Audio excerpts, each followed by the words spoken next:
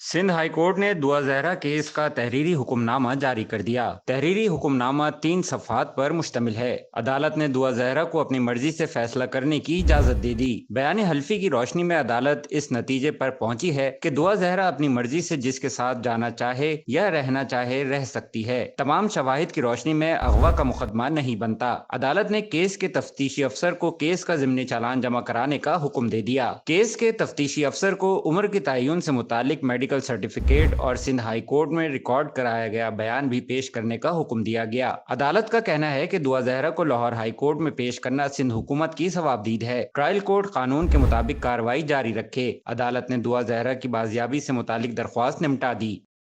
Sindh high court ने दुआ Zahra case का तहरीरी हुक्मनामा जारी कर दिया। तहरीरी हुक्मनामा 3 सफ़हात पर मुश्तमिल है। अदालत ने दुआ जहरा को अपनी मर्जी से फैसला करने की इजाजत दे दी। बयान हल्फी की रोशनी में अदालत इस नतीजे पर पहुंची है कि दुआ जहरा अपनी मर्जी से जिसके साथ जाना चाहे या रहना चाहे रह सकती है। तमाम शवाहिद की रोशनी में अगवा का मुकदमा नहीं बनता। अदालत ने केस के तफ्तीशी अफसर को केस का ज़िमनी चालान जमा कराने का हुक्म दे दिया। केस के तफ्तीशी अफसर को उम्र के तयन से मुतालिक मेडिकल सर्टिफिकेट और सिंध हाई कोर्ट में रिकॉर्ड कराया गया बयान भी पेश करने का हुक्म दिया गया। अदालत का कहना है कि दुआ जहरा को लाहौर हाई कोर्ट में पेश करना सिंध हुकूमत की सवाबदीद है। ट्रायल कोर्ट कानून के मुताबिक कार्रवाई जारी रखे। अदालत ने दुआ जहरा की बाजियाबी से मुतालिक दरख्वास्त निपटा दी।